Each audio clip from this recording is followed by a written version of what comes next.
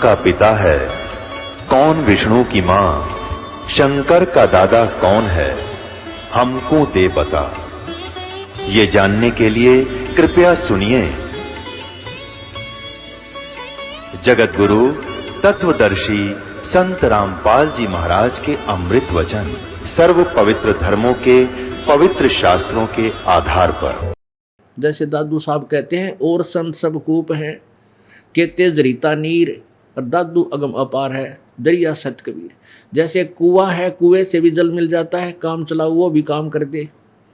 एक जरीता नीर होता है, जैसे झरना छोटा मोटा को नाला बनकर चाल पड़ा है, वो भी काम चला दे, लेकिन वो सफिशिएंट नहीं है। और कहते दरिया सत कबीर, कबीर परमात्मा तो दरिया है। यानी ऐसे ही परमात्माओं में अंतर है। ब्रह्मा विष्णु महेश भी भगवान हैं, ये भी कि सतर के प्रभु हैं, इनसे हमारा काम नहीं चले। ये अजरो अमर नहीं है, तो हमें अजरो अमर होना, ये अजरो अमर हमें नहीं कर सकते। ऐसे ब्रह्म भी नाशवान है, परम ब्रह्म भी नाशवान है, केवल परम अक्षर ब्रह्म अविनाशी है। तो इस दास ने ये सोचा था कि आपकी महिमा यदि सदग्रंथों में मिल जाए प्रभु, आपके बच्चे आपको पहचान सकते हैं। जिनको सुख हुआ, क्योंकि परमात्मा में वो शक्ति है कि सुख तो ये फ्री ऑफ कॉस्ट देता है। बहुतों को लाभ हुआ, बहुत से भक्त अनुयायी हुए, लेकिन फिर बाद में कंडम भी हो जाते, टूट जाते, छोड़ जाते। चार सुख हो जाते, एक ना होता उन्हीं की नालायकी थे, मर्यादा ठीक ना रखने से, फिर वो चले जाते, कोई लाभ नहीं हुआ। हमारी इतनी बुद्धि है कि इतना लाभ हो ले और एक ना हुआ, उससे तो भगवान से दूर हो जाएंगे। तो ये कोई आधार नहीं था इस मार्ग को आगे चलाने का। इसका आधार ज्ञान हो, ज्ञान के बाद फिर समाधान तो आप डेली लो मालिक पर। उसके गुणों में लिखा है कैसे सुख भगवान दिया करता है। फिर दया करी परमेश्वर ने। एक दिन ये जो श्रीमद् भगवत गीता, गीता प्रेस गोरखपुर से अनुवादित, ये उठा के देखी। इसमें जगह जगह लिखा कोई और परमात्मा है, उस परमात्मा की शरण में जा, उसकी शरण में जाने से तो परम शांति और शाश्वत स्थानों को प्राप्त होगा। एकदम ऐसे उमंग सी उठी, नए सिरे से इस गीता को पढ़ा। इसमें बहुत त्रुटियां अनुवाद में की हुई थी। दास ने फिर एक नए सिरे से अनुवाद किया, जिसका नाम रखा गहरी नजर गीता में। फिर सोचा जब गीता जी में है तो गीता जी चारों वेदों का सारांश है। फिर उन वेदों को उठाया जो इन अनुवाद करता नकलियों ने हिंदी में अनुवाद कर रखा था, उसमें बहुत सी गड़बड़ थी। इस दास ने उसको फिर सेट किया, क्योंकि तत्व ज्ञान के आधार से ये शीघ्र सेट हो जाता है, तुरंत समझ में आ जाता है। तो पुण्यात्माओं, फिर ये उमंग उठी। उसका परिणाम ये हुआ कि ये बच्चे आज अपने भगवान को पहचानने लगे। अब इस दृष्टिकोण से कि मेरे पास वो ग्रंथ है, वो उस ग्रंथ की समझ दास को हुई प्रभु की कृपा से, गुरुदेव की रजा से, तो मुझे इन गीता और वेदों और पुराणों की आवश्यकता नहीं थी। लेकिन आपके लिए जो पुण्यात्मा गीता जी वेदों, पवित्र वेदों को, पवित्र पुराणों को सत्य मानते हैं, उनके लिए ये रखने आवश्यक हो गए। आपको दिखाना जरूरी हो गया कि कहीं आप मेरे से झगड़ा ना कर बैठो। जैसे एक अंधा रात्रि के समय जलती हुई लालटेन हाथ में लिए जा रहा था, जगती हुई लालटेन। एक टॉर्च समझो, आजकल के बच्चे लालटेन ना देखी हो शहर वालों ने, तो इन्होंने सोच लो एक टॉर्च ले रहा था हाथ में और जगा रखी थी। आगे से बच्चे आ रहे थे उछल कूद करते हुए, तो अंधे व्यक्ति ने कहा कि बच्चों ध्यान से चलना बेटा, मुझे दिखाई नहीं देता, मैं अंधा हूँ, कहीं मेरे में टक्कर ना लगा दो बेटा, ध्यान से जाना। वो बच्चे निकट आए तो उन्होंने पूछा कि बाबा आप सचमुच अंधे हो? हाँ बेटा, मुझे दिखाई नहीं देता, मैं अंधा हूँ। फिर बच्चे बोले कि आपने लालटेन किस लिए ली है? कि तुम आँखों वालों के लिए, कहीं मेरे में टक्कर ना मार दो, मुझे इसकी रोशनी में देखकर मेरे से बच जाओगे, मेरे टक्कर मार दो, बुढ़े की टांग टूट जा। तो इसलिए ये दास ये सदग्रंथ, पवित्र चारों वेद, पवित्र श्रीमद् भगवद गीता, पवित्र पुराणों को इसलिए लिए हुए है। ये लालटेन है, अंधे वाली लालटेन। और ये आप जी के लिए, आंखों वालों के लिए आपको दिखा देता हूँ। ये दास पहले वर्बली बताता है कि ब्रह्मा विष्णु महेश अविनाशी नहीं है, नासवान है। इनका जन्म मृत्यु होता है, इनकी माता दुर्गा है और पिता ये ज्योति निरंजन काल है, क्योंकि परमेश्वर की सच्चिदानंद घन की वाणी में लिखा हुआ है, माँ अष्टंगी पिता निरंजन, ये जम दारुण वंशन अंजन, पहले की निरंजन राई पीछे से माया उपजाई। तो परमात्मा ने बताया है कि ये 3 पुत्र अष्टंगी जाए, ब्रह्मा विष्णु शिव नाम धराए। ये परमात्मा की वाणी में, सच्चिदानंद घन की वाणी में, अर्थात उस 5वें वेद में लिखा हुआ था। और इसको कोई मानने को तैयार नहीं था, सच्चिदानंद घन की वाणी को, परमेश्वर कबीर देव की वाणी को। और जब ये अपने पुराणों में स्पष्ट दिखाई दिया तो सब ने सहर्ष स्वीकार किया कि परमेश्वर की वाणी में जो लिखा है वो सत्य है। क्योंकि इन वेदों और गीता और पुराणों को पढ़ने वाले वो विद्वान ब्राह्मण और ऋषि महर्षि कहलाने वाले वो सारे झूठे और कपटी थे, अज्ञानी थे, उनको समझ नहीं थी अपने सदग्रंथों की। तो पहले आपको ब्रह्मा विष्णु महेश अजर अमर नहीं है ये दिखाना पड़ेगा, क्योंकि प्रसंग ये चल रहा है और ये ज्ञान अब पूरे विश्व में, और हमने सीडी भर रखी हैं, डीवीडी कैसेट बना रखी है, हम समाज में प्रवेश कर रहे हैं सस्ते रेट में। जो रेट है उससे भी कुछ हम सस्ता दे रहे हैं, ताकि जन साधारण गरीब से गरीब इनको ले करके देखे। और जो इनको सुन रहा होगा कि ब्रह्मा विष्णु महेश को नासवान बता रहा है, तो एकदम उसको ऐसा होगा जैसे कुनीन खा ली। फिर उसका मीठा मुँह करने के लिए या खांड खिलानी पड़ेगी, वह लालटेन दिखानी पड़ेगी, वो पुराण दिखाने होंगे, फिर वो मान जाएगा कहाँ ये बात तो भाई सत्य है। संत अपनी तरफ से कुछ नहीं कह रहा, यानी दास अपनी तरफ से कुछ नहीं कह रहा, केवल पढ़ कर सुनाऊँ हूँ और फिर मौखिक बता देता हूँ। इतना सा ये काम दास कर रहा है, क्योंकि टीचर का कार्य होता है सिलेबस को एज इट इज़ सुनाओ बच्चों को, ताकि वो फिर अपनी किताबों बुक में पढ़ें तो वो सही पावे और उनको दृढ़ विश्वास हो जाए। ये देखिएगा श्रीमद् देवी भागवत, गीता प्रेस गोरखपुर से प्रकाशित है।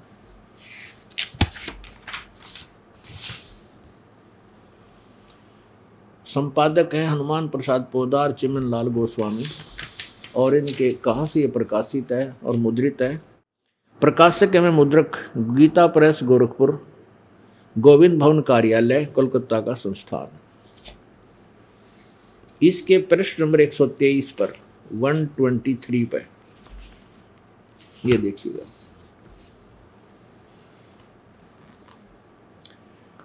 ये ब्रह्मा विष्णु जी स्वयं स्वीकार कर रहे हैं, 123 पर है, तीसरा सकंद है।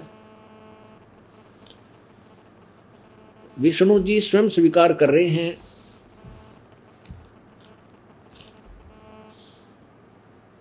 तुम शुद्ध स्वरूपा हो।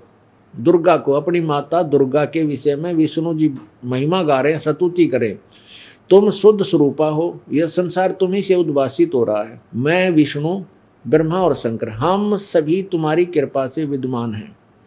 हमारा आविर्भाव आविर्भाव माने जन्म और तिरोभाव माने मृत्यु।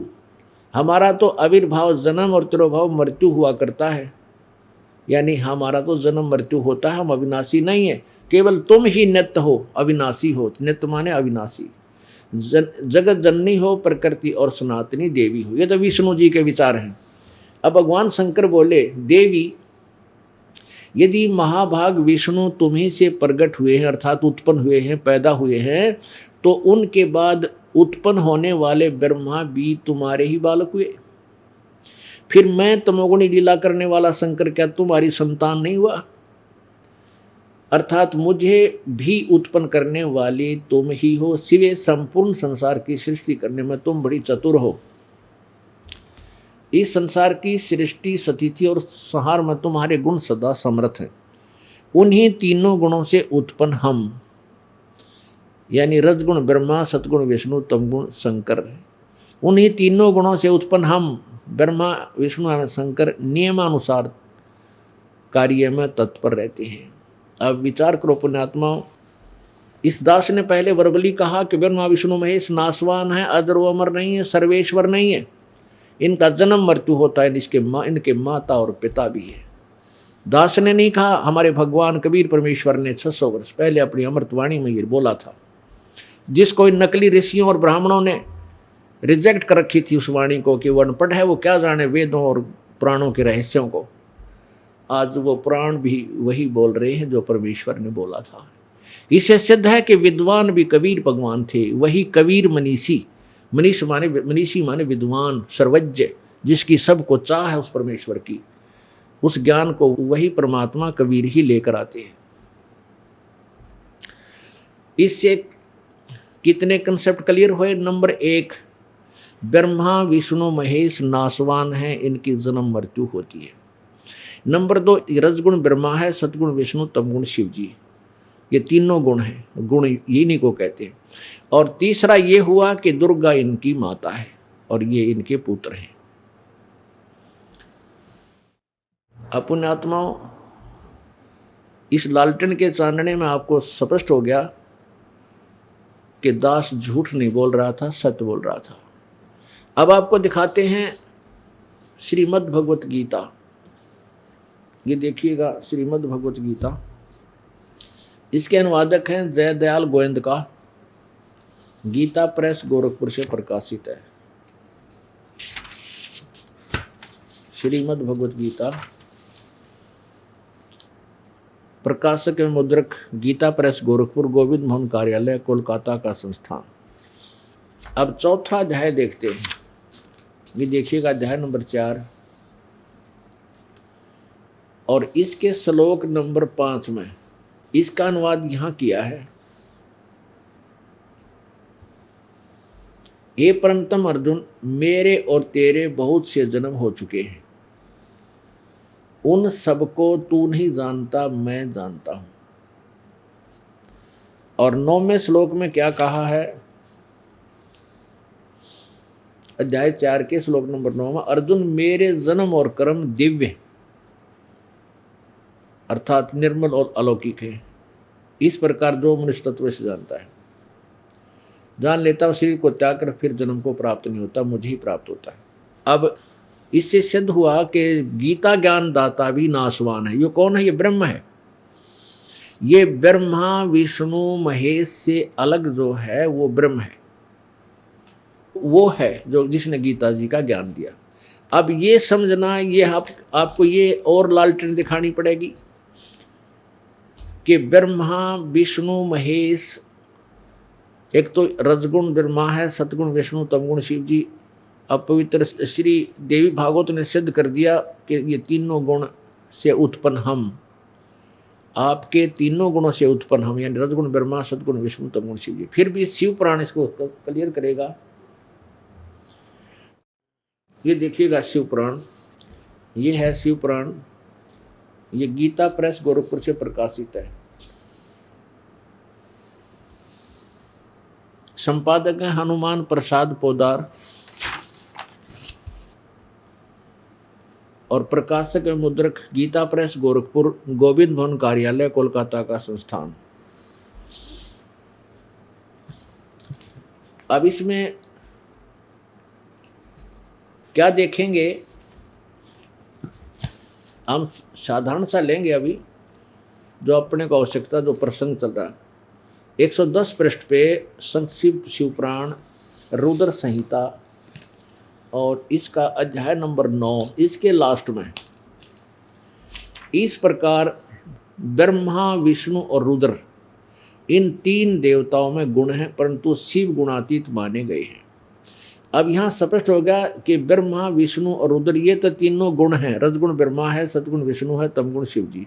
और इनसे न्यारा जो शिव है वो गुणातीत माने गए, वो इनसे न्यारा है, वो गुण रहित है।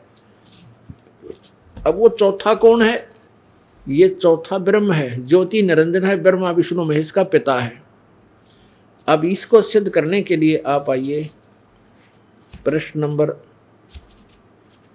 इसी के 86 पे, ये देखो प्रश्न नंबर 86 और शिवपुराण, संक्षिप्त शिवपुराण, ये कौन सा है? रुद्र संहिता। इसमें क्या प्रमाण लिखा है कि हमने सुना है कि भगवान शिव, ये शिव शीघ्र प्रसन्न हो जाते हैं, वे महान दयालु हैं, इसलिए अपने भक्तों का कष्ट नहीं देख सकते। ब्रह्मा, विष्णु और महेश ये तीन देवता शिव के ही अंग से उत्पन्न हुए हैं। उनके प्राकट्य की कथा था, उनके विशेष चरित्रों का वर्णन कीजिए। ब्रह्मा, विष्णु, महेश इनसे अलग है, ये शिव, ये शिव के अंग से उत्पन्न हुए। अच्छा आगे देखिएगा। अब ये कंसेप्ट क्लियर करके ही हम पवित्र गीता जी को समझ सकेंगे। ये 25 विद्वेश्वर संहिता, शिव पुराण में विद्वेश्वर संहिता और अध्याय नंबर 10, यहाँ से 9 अंत हुआ, 10वां प्रारंभ हुआ, इसको पढ़ेंगे। ब्रह्मा और विष्णु ने पूछा, प्रभु किससे इस काल से, शिव से, सदाशिव भी कहते हैं इसको, महाशिव भी कहते हैं, प्रभु सृष्टि आदि 5 कर्तों के लक्षण क्या हैं, ये हम दोनों को बताइए। भगवान शिव बोले, मेरे कर्तव्य को समझना अत्यंत गहन है, यद्यपि मैं कृपापूर्वक तुम्हें उनके विषय में बता रहा हूँ। ब्रह्मा और अच्युत या सृष्टि, पालन, संहार, तिरोभाव, अनुग्रह, ये 5 मेरे जगत संबंधी कार्य हैं जो नित्य प्रसिद्ध हैं। संसार की रचना का जो, यानी ब्रह्मा, विष्णु, महेश को बता रहा है, ये यहाँ से हमने समझना है।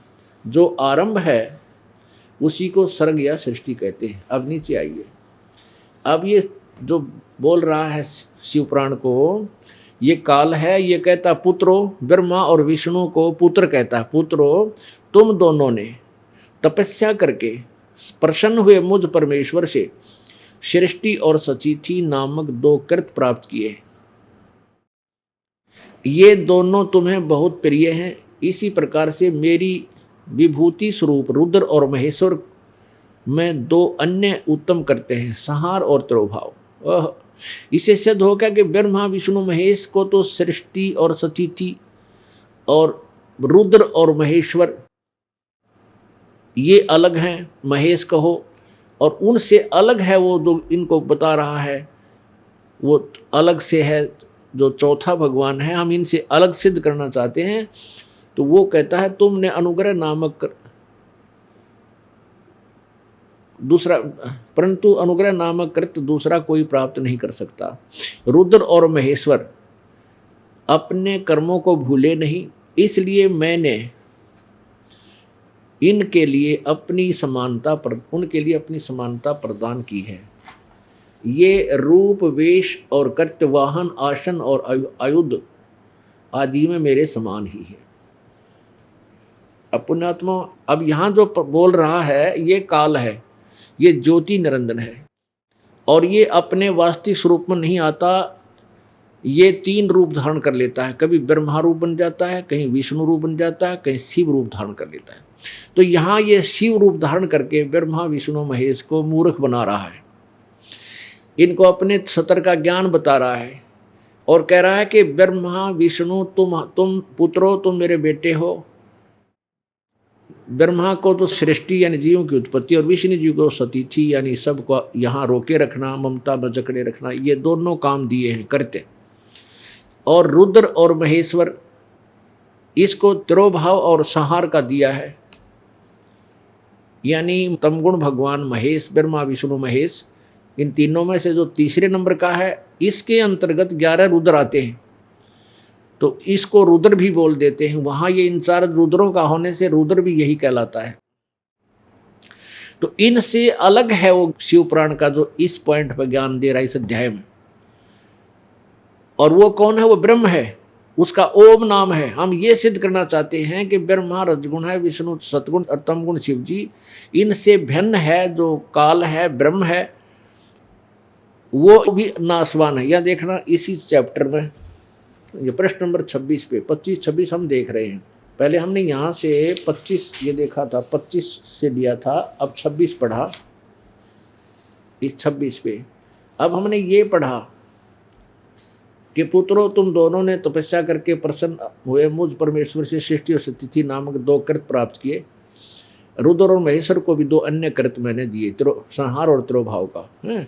और ये तो मेरे, ये रुद्र और महेश कहता है मेरे ही स्वरूप में, वेशभूषा भी मेरे जैसी है, इनका वाहन भी नंदी है, वह बैल ही है, और आसन भी मेरे जैसा है, हथियार भी मेरे जैसे ही रखते हैं, इनमें मेरे में ये समानता है। यहाँ क्या लिखा है, पूरा काल में अपने स्वरूपभूत मंत्र का उपदेश किया है। यूँ कहता है काल शिव सदाशिव, मैंने पूर्व काल में अपने स्वरूपभूत मंत्र का उपदेश किया है जो ओंकार के रूप में प्रसिद्ध है। वह महामंगलकारी मंत्र है। सबसे पहले मेरे मुख से ओंकार ओम प्रकट हुआ। ठीक हो गया। इन सभी अवयवों से एकीभूत होकर यह परवर्ण ओम नामक एक अक्षर हो गया। अब ये समझना कि ओम को एक अक्षर बोलते हैं, जो गीता जी के 8वें अध्याय के 13वें श्लोक में आपके समझ में आसानी से आ जाएगा। अब इससे क्या स्पष्ट हो गया कि ब्रह्मा विष्णु महेश का पिता है, यो जिसका ओम नाम है, ये ब्रह्म है, ये ज्योति निरंजन है, ये काल है। इसको सदाशिव और काल रूपी ब्रह्म भी बोलते हैं। वैसे तो इसमें बहुत अच्छा विस्तार है, काफ़ी समय लगे, लेकिन अब प्रसंग कुछ और चल रहा है, इसलिए यहाँ थोड़े हिंट ही लेने थे। अब हमारे पास ये कंसेप्ट क्लियर हो गया। सबसे पहले तो हमने ये कंसेप्ट क्लियर करना है कि रजगुण ब्रह्मा है, सतगुण विष्णु, तमगुण शिव जी। इसके लिए हमें थोड़ा सा सहयोग और लेना पड़ेगा इसी देवी भागवत का, जिसमें संस्कृत भी साथ है।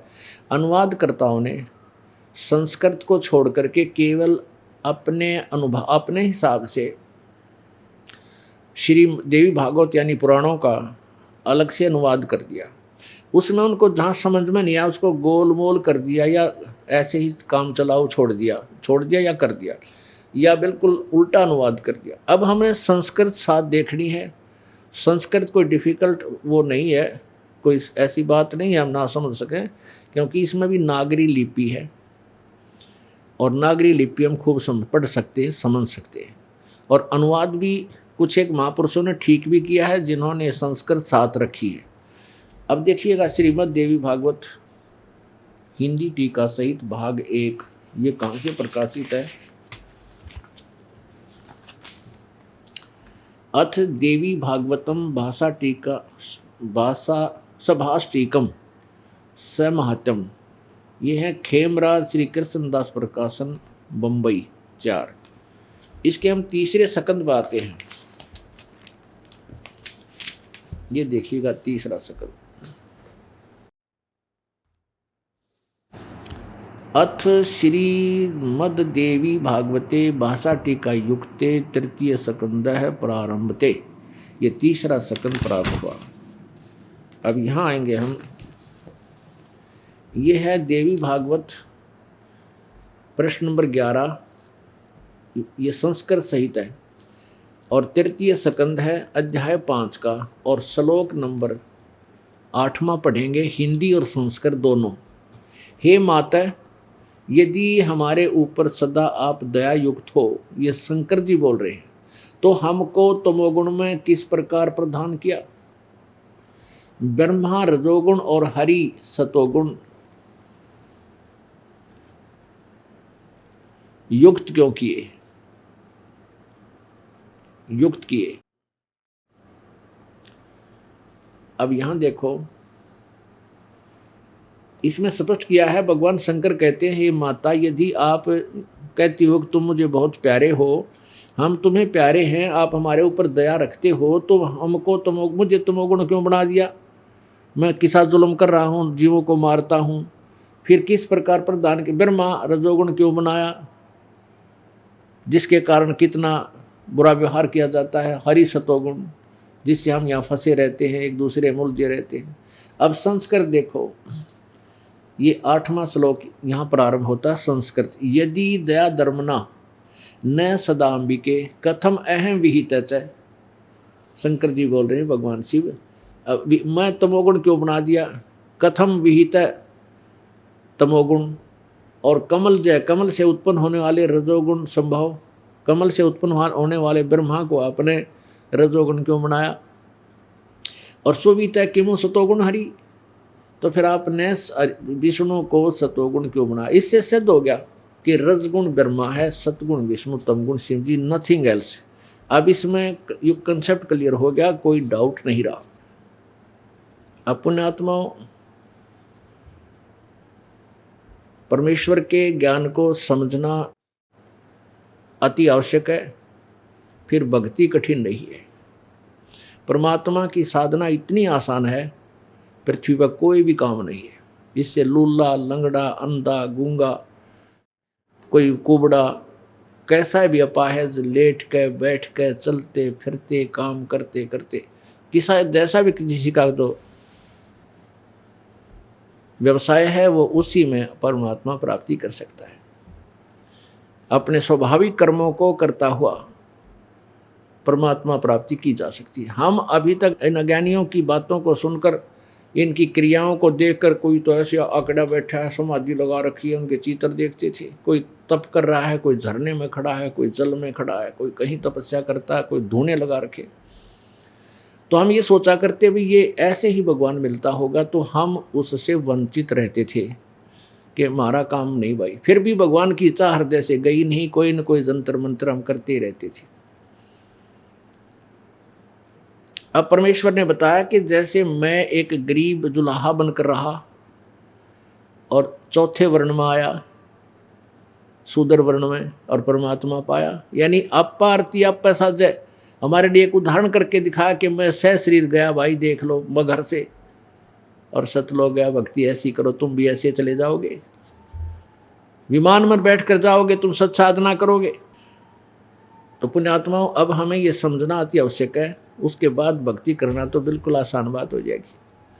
और ये परमात्मा की महिमा सुनना ज्ञान यज्ञ होता है। ज्ञान यज्ञ हमारे लिए अति आवश्यक हो गया, क्योंकि हम चौथे युग में आगे भक्तिहीन हो चुके हैं। हम बहुत क्रिटिकल स्टेज पर हैं। हमारा रोग, हमारी आत्मा का रोग, जो जन्म मृत्यु का रोग, बहुत भयंकर हो चुका है। और जब क्रिटिकल स्टेज पर आ जाता है रोग, तो डॉक्टर सबसे पहले ग्लूकोज स्टार्ट कर देता है। ग्लूकोज इलाज नहीं है, ट्रीटमेंट नहीं है, पर सहयोगी है। यज्ञ जो है ये ग्लूकोज है, जो हम 500 यज्ञ आपसे करवाते, ये अति आवश्यक आपके लिए, नहीं तो केवल नाम से भी बात बने नहीं। अब इतना आपके कर्म बिगड़ चुके हैं, आप इतने वीक हो चुके हैं, इतने कमज़ोर हो गए भक्ति में, पाप इकट्ठे कर करके। तो ये 500 यज्ञ करवाना आपसे अति आवश्यक। तो इन यज्ञ जो है ये अनुष्ठान कहते हैं। यज्ञ का अर्थ वैसे साधना, भक्ति। जैसे हवन यज्ञ, धर्म यज्ञ, यानी यज्ञ अपने अपने सेंटेंस के ऊपर अपना अपना अलग से उसका भाव रखता है। जैसे ज्ञान यज्ञ है, तो ये ज्ञान यज्ञ का फल आपको परमात्मा की महिमा सुनने से प्राप्त होता है। तो ये ग्लूकोज भी आपने चढ़वाना पड़ेगा।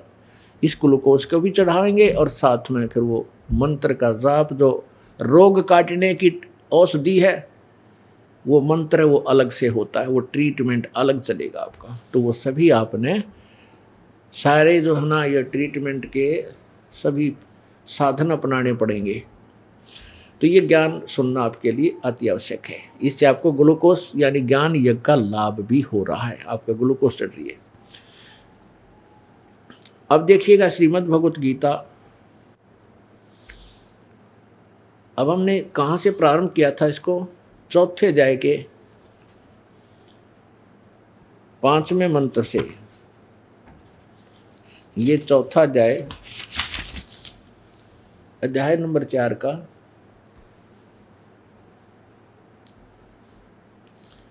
और मंत्र 5 है। ये यहाँ पर है, इसका अनुवाद ऊपर किया है। ये परंतम अर्जुन, मेरे और तेरे बहुत से जन्म हो चुके, गीता ज्ञानदाता कहता है, उन सबको तू नहीं जानता, मैं जानता हूं। फिर यहां कहता है 9 में, श्लोक नंबर 9 में, हे अर्जुन, मेरे जन्म और कर्म अलौकिक है, दिव्य है, अर्थात अलौकिक है। इस प्रकार जो मनुष्य तत्व से जान लेगा वह शरीर को त्याग कर फिर जन्म को प्राप्त नहीं होता, मुझको प्राप्त होता है। ये धन्यवाद ये दास ने किया, उसको समझोगे तो पता चलेगा।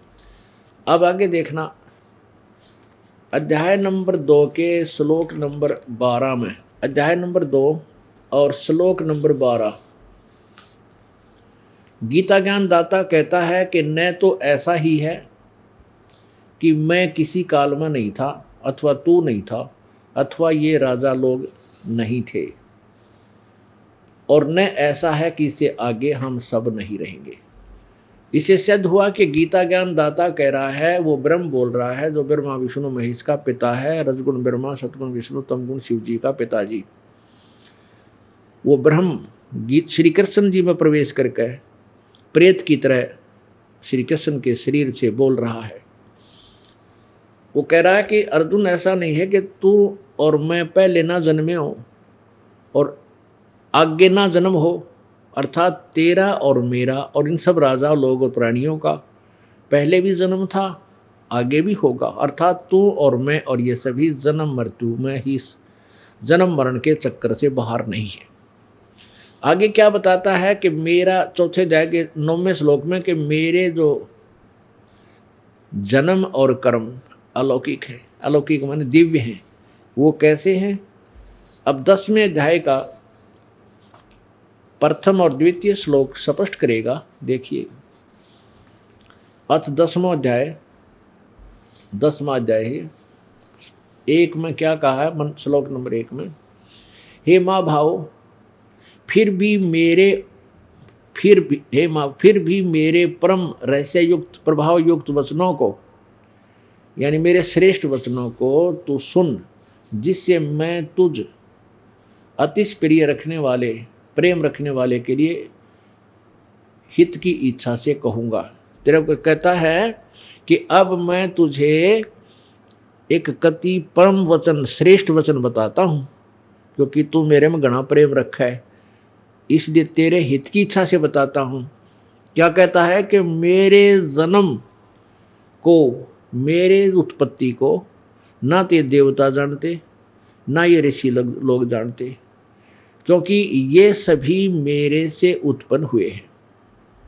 इससे सिद्ध है कि गीता ज्ञान दाता का जन्म तो हुआ है, लेकिन ये ब्रह्मा विष्णु महेश और ये ऋषि ये देवता नहीं जानते, क्योंकि ये इसके पुत्र हैं, और पिता की उत्पत्ति को संतान नहीं जान सकती, केवल दादाजी बता सकता है। तो उस दादाजी ने परम अक्षर ब्रह्म ने, पूर्ण ब्रह्म ने बनारस में आकर 120 वर्ष जुलाहे की भूमिका करते हुए ये सब ज्ञान बताया था कि इसकी कैसे उत्पत्ति हुई ब्रह्म की, और ब्रह्मा विष्णु महेश इसके पुत्र हैं, दुर्गा इनकी माता है। अब दूसरा श्लोक देखिए, अध्याय नंबर 10 का और श्लोक नंबर 2। गीता ज्ञानदाता कहता है कि मेरी उत्पत्ति को, अर्थात लीला से प्रकट होने को न देवता लोग जानते हैं और न महर्षि जन जानते हैं, क्योंकि मैं सब प्रकार से देवताओं और महर्षियों का आदि कारण हूँ, अर्थात ये मेरे से जन्मे हैं, मैं इनकी उत्पत्ति करता हूँ।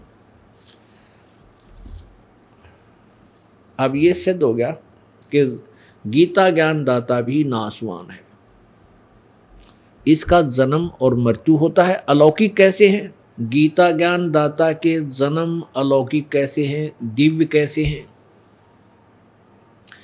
ये प्रसंग क्लियर करना पड़ेगा, ये कंसेप्ट क्लियर करना पड़ेगा। और ब्रह्मा विष्णु महेश नाशवान है, जैसे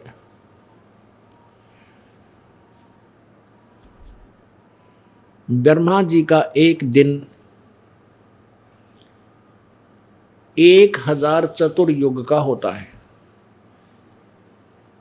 वैसे तो 1008 चतुर्युग का होता है, क्योंकि ब्रह्मा जी के एक दिन में 14 इंद्र अपना शासन काल पूरा कर जाते हैं, और एक इंद्र का शासन काल होता है 72 चतुर्युग। तो 72 गुना में 14 1008 होता है। इसको लमसम हम 1000 ही मान लेते हैं, ये चतुर्युग में गिना जाता है। ब्रह्मा रजगुण, श्री ब्रह्मा जी रजगुण का एक दिन 1000 चतुर्युग का, और इतनी ही रात्रि एक चतुर्युग में, यानी सतयुग, त्रेता युग, द्वापर युग और कलयुग में 43,20,000 वर्ष होते हैं। ये इसलिए ऐसे गिनती करते चलें तो हमारी काउंटिंग ही खत्म हो जाएगी, हमारे पास को डिजिट नहीं रहेगी उनको हम आगे बता सकें। इसलिए ब्रह्मा विष्णु महेश और ब्रह्म परब्रह्म की आयु की गणना करने के लिए कुछ अलग से पैमाना बनाया है, अलग से मेजरमेंट बनाई है।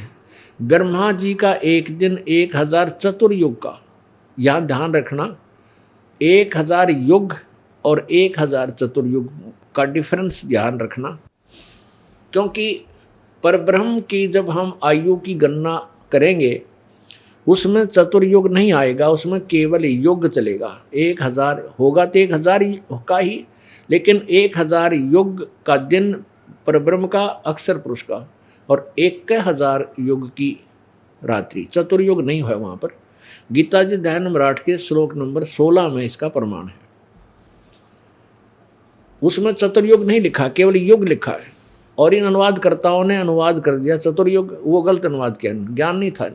इन्होंने ब्रह्मा का वो दिन बता दिया, नहीं वो ब्रह्मण है, यानी बड़े भगवान, ब्रह्म से नेक्स्ट जो भगवान है वो है।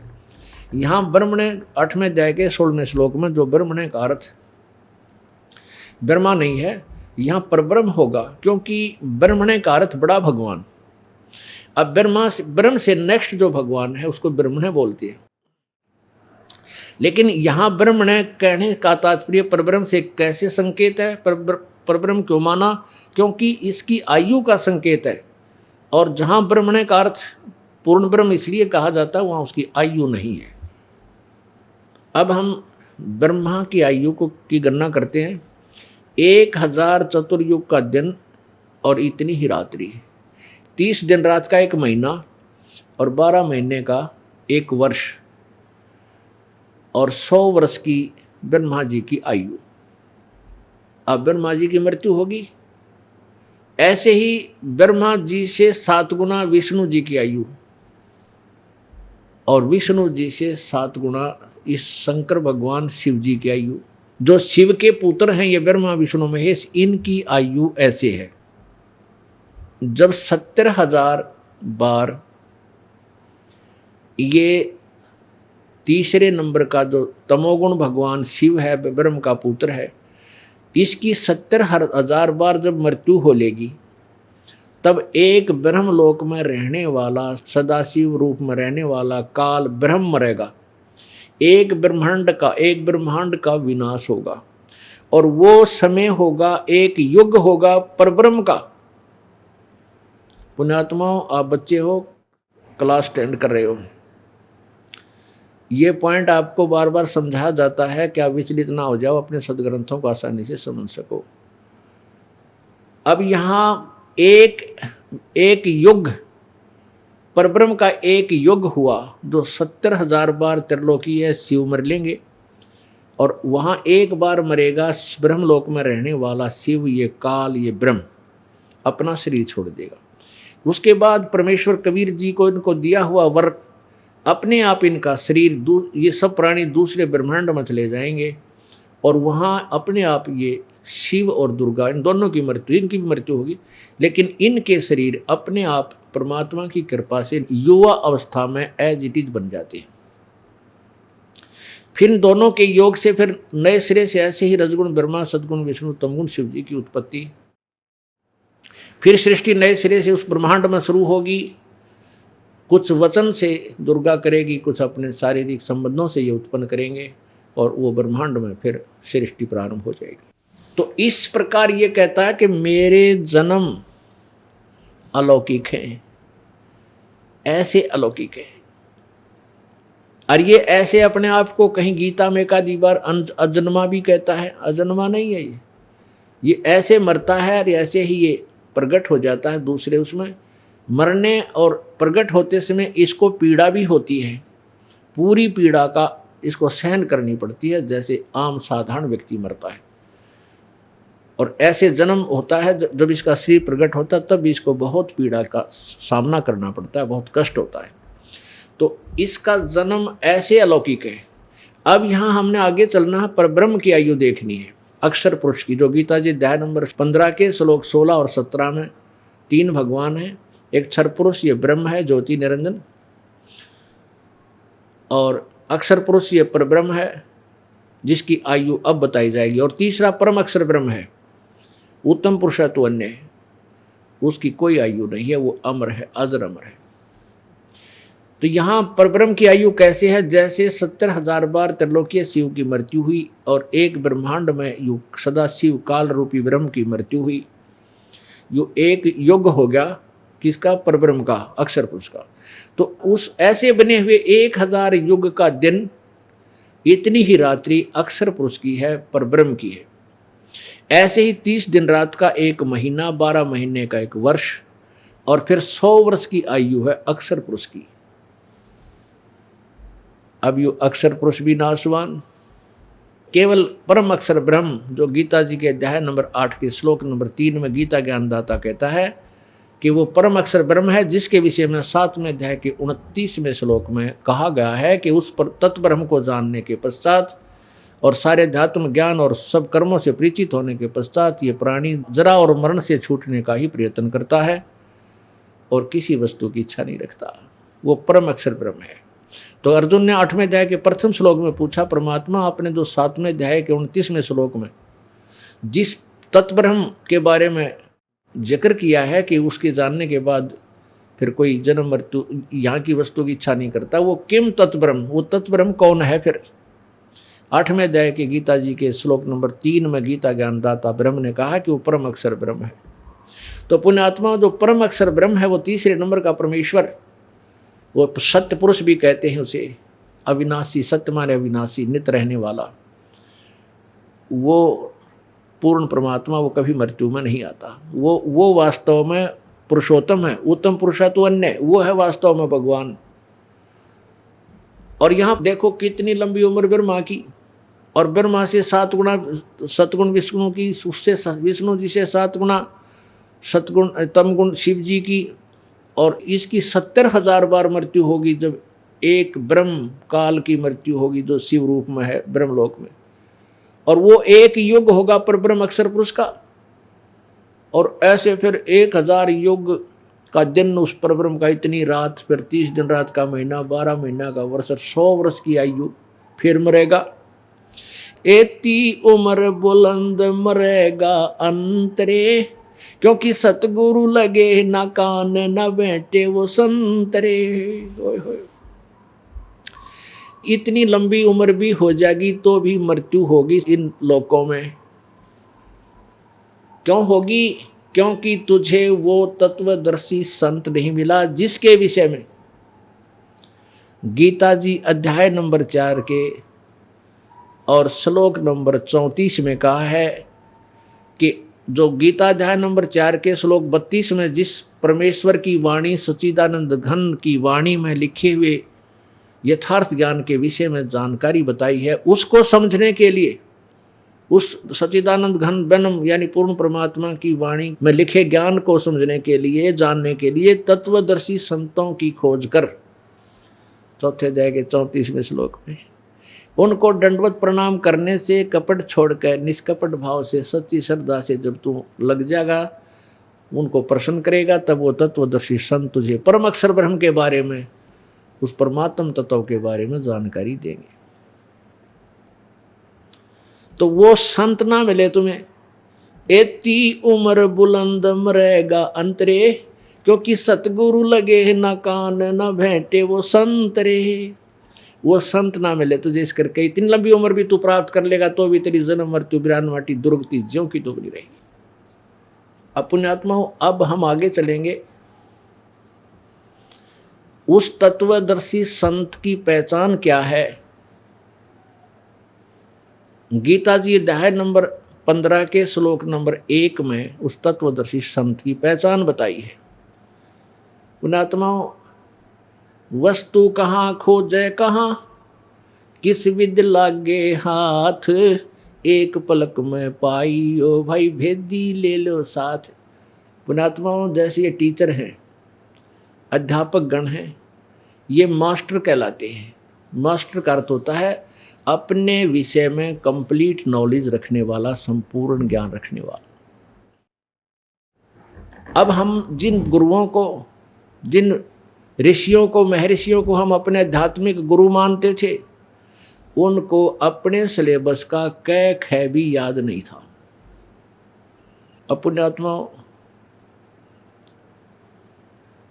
ये तो ऐसे अध्यापक थे, जब भारत स्वतंत्र हुआ उसमें अपने कोई भी किसी ने 2 क्लास पढ़ रखी थी, कोई थोड़ी बहुत नाम नूम लिखना जाने था, उनको भी टीचर लगा दिया।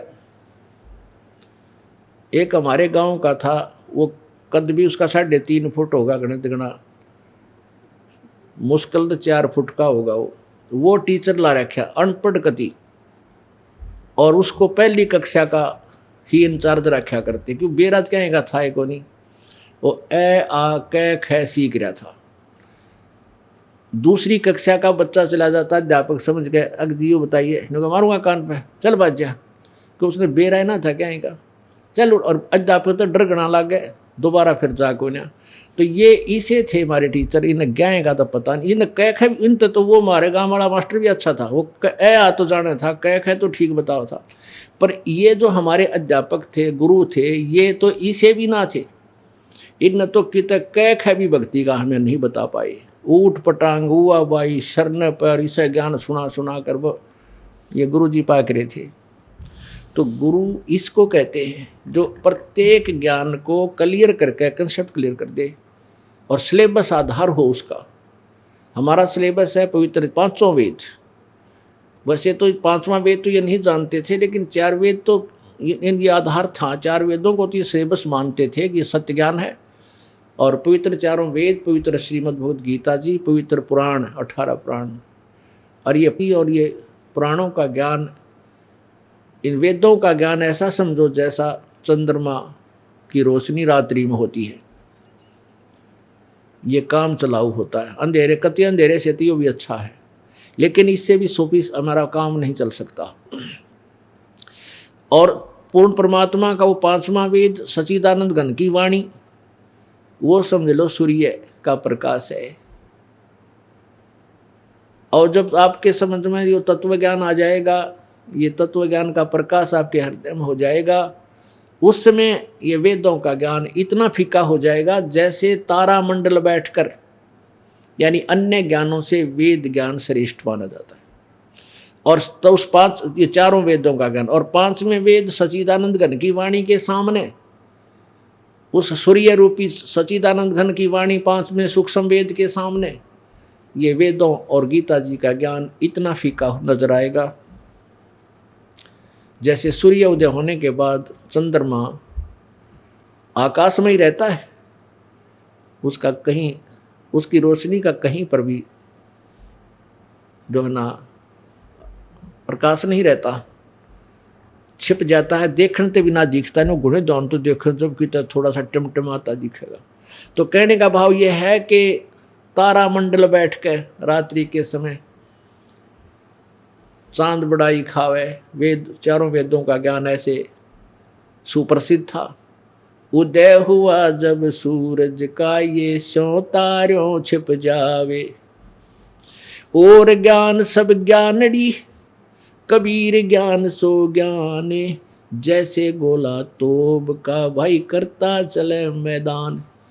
अब ये तत्व ज्ञान, कबीर ज्ञान जो है, कबीर ज्ञान मीन सच्चिदानंद घन की वाणी, गीता जी अध्याय नंबर 4 के श्लोक नंबर 32 में जिसके बारे में लिखा है, और जिसके जानने के लिए गीता अध्याय नंबर 4 के श्लोक नंबर 34 में कहा है कि तत्वदर्शी संत बताएंगे। वो ये दास, वो तत्वदर्शी संत परमेश्वर के द्वारा बनाया हुआ आपके समक्ष है।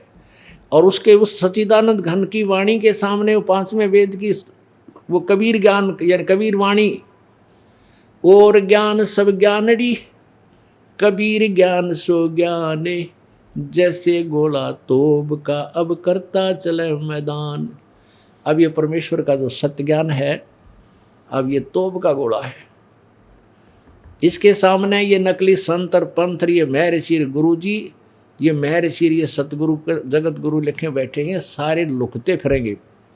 इनके पास एक शब्द नहीं होगा जनता के सामने बोलने को, और इन्हें सरेंडर करना पड़ेगा जनता के सामने, भाई हमने ज्ञान नहीं था। एक इस ये दास ऐसा ज्ञान जनता में प्रवेश कर रहा है, ये जनता ही उनसे अपने आप उल्टी हट जाएगी, वो अकेले बैठे रह जाएंगे। एक गांव में एक अंधा भजनी आ गया, और वो तीसरे दिन आकर अच्छी अच्छी बात सुना करता। फिर एक दिन कोई और अच्छा, उस नगरी में बहुत ही अच्छा कोई कथाकार आ गया, तो लोग उसके काफ़ी प्रशंसक हो गए। वो अंधा फिर आ गया, उसको वहाँ अच्छी प्रभुता प्राप्त थी, अच्छे पैसे ले जा करता है ठीक है अपने भजन कीर्तन करके। तो जब वो अंधा आया दोबारा, गांव वालों को कोई अच्छे कोई कथाकार मिल गया था, तो वो कहने लगा भाई मैं कथा करूँगा, मैं भजन गाऊंगा। ये गांव वाले ने सोचा भाई इस नकम में तक कर पीछा छुटवावा, सारे रात पड़े ना पढ़न दे, यार गांव में खड़ा कर लिया थे। उससे तंग आ चुके थे, उससे पीछा छुटवाना चाहते थे। उसको गांव से बाहर ने बोले चल गुरुजी आपकी जनसभा में बहुत गणे आदमी आवेंगे, और दूर गांव में भी जिक्र कर दिया हमने, और यहाँ जगह थोड़ी है बाहर बनी में, गांव से बाहर खाली स्थान है, वहाँ करेंगे, करावाएंगे तेरा भजन कीर्तन। बोला बहुत अच्छी बात। फिर तो वहाँ जाके एक खरड़ बिछा दिया। खरड़ बोलना है दरी, जैसे देसी भाषा में खरड़ होया करता, आजकल या दरी होती है ऐसा, नीचे यानी मैट बिछा दिया। और वहाँ ने बोले ले गुरुजी हो जा शुरू, और देख जनता बहुत आ गई है, अपना लाग्या रहिए, और बोल लगा कोई नहीं, बड़ी शांतिपूर्वक तेरा सत्संग सुनेंगे। बोला अच्छा भाई बड़ी अच्छी बात। वो लगा रहा, 1 घंटा हो गया उसने बांटते ने। इतने में एक रास्ते चलता आदमी आ गया। वो कहने लगा रहा गाने वाले, ओ गाने वाले, वो अपना गा रहा था, सब ने बुला रहा गाने वाले मेरी बात सुन। तो चुप हो गया अंधा, भाई बोल क्या बात है। कहने लगा भाई मैंने उस गांव में जाना है, यो रास्ता ठीक है मेरा। तो अंधा बोला रहा निकम्बे, अरे इतना देश बैठा सत्संग सुन रहा था ना, मैं पाया पूछन ने। हाँ वो बोला तेरा फूफा बैठा, अरे कौन है, कोई भी कोई ना, एकला बंडे थोड़े पेड़े, अगे एकला भौकन लाग रहा, यहाँ कोई भी ना बैठा अंधे। जब दे गाड़ उन गाँव वाला ने, अरे थारा नाश जाइयो, तुमने न्यू कर दिया। तो एक दिन इन गेला न्यू बढ़ेगा, इन संता गेला बड़ा, कोई बैठा नहीं पाओगा इनके पास। वो दिन दूर नहीं है, बहुत निकट आने वाला है। बोलो सतगुरुदेव।